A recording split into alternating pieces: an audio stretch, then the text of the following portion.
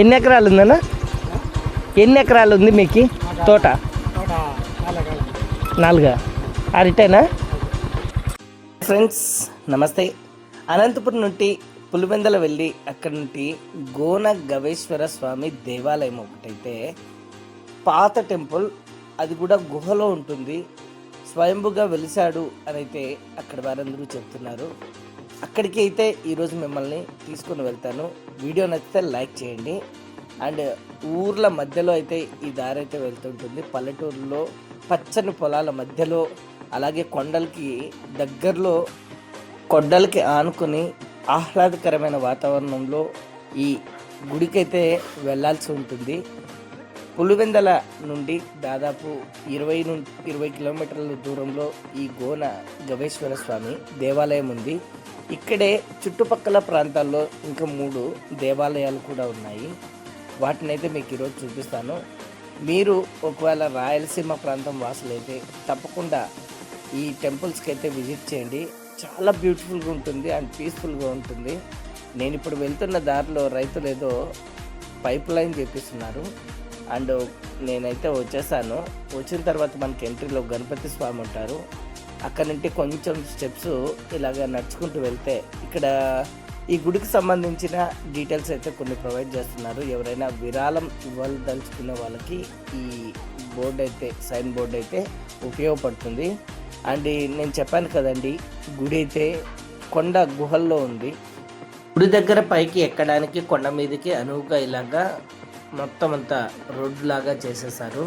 So ఈ గుడి చూడటానికి ఆ ప్లేసెస్ ఎంత సుందరంగా ఉంటుందో మాటల్లో చెప్పలేనిది. ఎందుకంటే 2 కొండలకి మధ్యలో ఈ టెంపుల్ అయితే ఉంటుంది. ఎక్కువ వర్షాకాలం వచ్చినప్పుడు వర్షం నీళ్ళు కూడా ఇక్కడ పారుతాయి. అది కూడా నేను కాలువ కూడా మీకైతే చూపిస్తాను. అండ్ ఓవరాల్గా ఈ టెంపుల్ ఏ విధంగా ఉంది అనేది, మీ ఎక్స్పీరియన్స్ ఏంటనేది ఒకసారి అయితే కింద కామెంట్ అయితే తెలియజేయండి.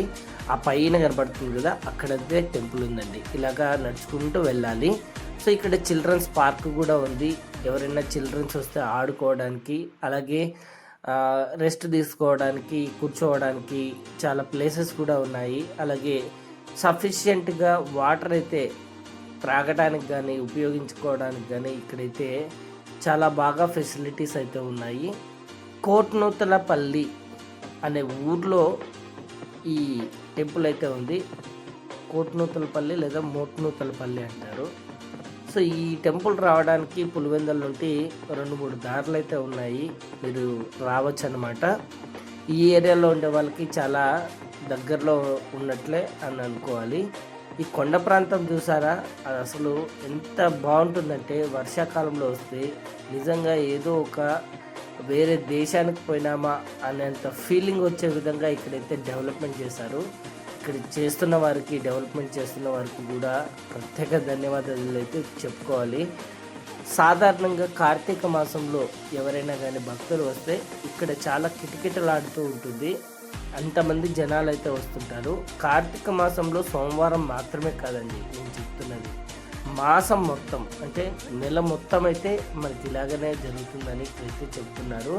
అండ్ ఈ టెంపుల్ చరిత్రకు వచ్చేసరికి అక్కమ్మ గారులు ప్రతిరోజు స్నానం చేసి ఇక్కడ శివయ్యను పూజిస్తూ ఉంటే ఒకానొక సందర్భంలో మైలపడిన ఒక మహిళ ఆ కోనేటిలో దిగడం వల్ల అక్కడ వాళ్ళైతే ఎప్పుడైతే చూసారో అప్పుడు ఇక్కడ శివయ్య దగ్గరకు వచ్చి శిలలుగా మారిపోయి ఆయన దక్షిణామూర్తిగా ఇక్కడ కొలువై ఉన్నాడు. సో ఇక్కడ ఆయనకు పూజ చేసుకుంటూ అయితే ఉన్నారు. నేను గుడి లోపలికి, సరంగం లోపలికి వెళ్ళిన తర్వాత, గుహల లోపల వెళ్ళిన తర్వాత ఇక్కడ ఒక పూజారి ఉంటారండి. మనకు ఆ పూజారి ఎప్పుడు మనకి ఏం కావాలన్నా కూడా వెంటనే ఇక్కడ వచ్చేసి పూజలు, అభిషేకాలు అన్నీ కూడా చేస్తారు. మనకి శివయ్య ఈ విధంగా దర్శనం అయితే ఇస్తాడు. పైన నాగ పొడగు ఉంటుంది. అండ్ ఇక్కడ ఇంకొక విశిష్టత ఏంటి అంటే, ఆ పైన గుహల్లో ఉంటే వాటర్ అయితే శివయ్య మీదకి ఎప్పుడూ పడుతూనే ఉంటాయి. అలాగే అక్కమ్మ దేవతలు కూడా పక్కనే ఉంటారు. అక్క దేవతలు అంటారు కదా, 7 మంది అక్క దేవతలు. ఇక్కడ అమ్మవారు ఉంటారు. ఆ పక్కన లోపలికి వెళ్తే అక్కడ లోపల అక్కమ్మ గారులు అయితే ఉంటారు. మొదట మీకు అమ్మవారిని చూపిస్తా చూడండి. సో ఈ విధంగా అమ్మవారు ఉంటారు. మీకు మళ్ళీ ఒకసారి అటునుంటి వచ్చినప్పుడు లోపలికి తీసుకొని వెళ్ళి నీట్గా చూపిస్తాను. ఇక్కడ డెవలప్మెంట్ చాలా బాగా చేస్తున్నారండి. చెప్పాను కదా, అక్కమ్మ దేవతలు దక్షిణామూర్తిగా గురువు గారిని ఇక్కడైతే పూజలు చేసుకుంటూ శిలలుగా మారిపోయారు అని అయితే ఇక్కడ చరిత్ర చెబుతున్నారు. సో ఇక్కడ అక్క దేవతలందరూ 7 మంది ఇక్కడ ఉంటారు. అండ్ ఇక్కడ నుండి మనం ముందుకెళ్తే ఇంకొక సొరంగం అయితే ఉంది. ఇది ఎప్పుడో పాత సొరంగం అంట, ఎవరు కనిపెట్టారనేది తెలియదు. ఈవెన్ అక్కడ ఊరు వాళ్ళకు కూడా తెలియదంట, అంత పెద్ద సొరంగం ఇక్కడ ఉంది అని కూడా. అండ్ ఇటువైపు ఒక సొరంగం ఉంది కానీ అది ఏమీ లేకోకుండా కొంచెం కట్ అయిపోయింది, అంటే ఎంట్రీ రావడానికి అలాగా పెట్టేసినట్టుంది. అండ్ అమ్మవారి మనకి ఈ విధంగా కనిపిస్తారు. అండ్ ఇటువైపు సొరంగంలో ఏమీ లేదు, జస్ట్ రాళ్ళు అలాగ గబ్బిలాల సౌండ్ ఇవన్నీ ఉన్నాయి. మనకు వెళ్తారు రావడానికి ఇక్కడ ఈ సొరంగం అయితే ఉంది. నేనైతే వెళ్ళి చూశాను. సో ఇక్కడ పెద్దగా నాకైతే ఏం అనిపించలేదు. మీరు ఎప్పుడైనా కానీ ఇటువైపు వస్తే తప్పకోకుండా చూడండి సూర్యుడి కాంతి ఏ విధంగా వస్తుందో, అంటే ఎంత లోపలికి ఉందో గయ్యి ఒకసారి మీరు ఆలోచించుకోండి. మీరు ఎప్పుడైనా రాయలసీమ ప్రాంతంలో ఏమైనా టెంపుల్స్ విజిట్ చేసే ముందు ఈ టెంపుల్ని అయితే తప్పకుండా చూడండి, మీకు చాలా బాగా నచ్చుతుంది.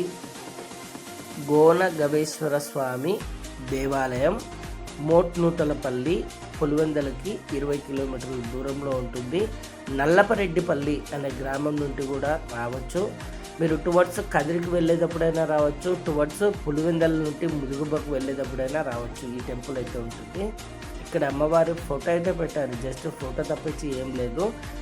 బయటకు వచ్చేసరికి మనకి గణపతి స్వామి ఆంజనేయ స్వామి ఉంటారు, అది మీకు చూపిస్తాను ఒకసారి పూర్తి బయటకు వచ్చిన తర్వాత. ఇదిగో ఇక్కడ చూస్తున్నారు కదా, ఇక్కడ సుబ్రహ్మణ్యేశ్వర స్వామి ఉంటాడు.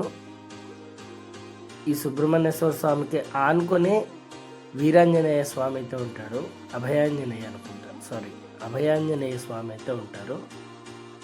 సో మనకి యూజువల్గా అభయాంజనేయ అంటే అడవుల్లో ఉన్నటువంటి ఆంజనేయ స్వామిని అభయాంజనేయ అంటారు. ఎందుకనంటే ఏ విఘ్నాలు కలగకుండా భయాలు లేకోకుండా మనకి శ్రీరామ లక్షలాగా ఆంజనేయ స్వామి ఎల్లవేళలా కాపాడుతూ ఉంటాడని ఒక చిన్న నానుడి.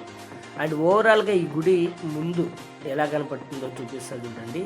ఈ 2 కొండల మధ్యలో వాటర్ అయితే ప్రవహిస్తాయంట, వర్షం ఎక్కువ వచ్చినప్పుడు అక్కడ మధ్యలో పారుతుందంట. అలాగే ఈ ఊరు వాళ్ళైతే అక్కడ ఎద్దుల పోటీ కూడా పెడతారంట. సో ఇదండి వీడియో, మీకు నచ్చింది అని అయితే నేను అనుకుంటున్నాను. సో నచ్చితే తప్పకుండా కింద కామెంట్ అయితే తెలియజేయండి, అలాగే మీ అభిప్రాయాన్ని షేర్ చేయండి. అలాగే మీరు వెళ్ళాలనుకుంటే ఏమన్నా నాకు తెలియకపోతే కింద కామెంట్ చేసినా కూడా మీకైతే తప్పకుండా వివరాలు అయితే నేను అందజేస్తానని మనస్ఫూర్తిగా కోరుకుంటున్నాను. ధన్యవాదాలు.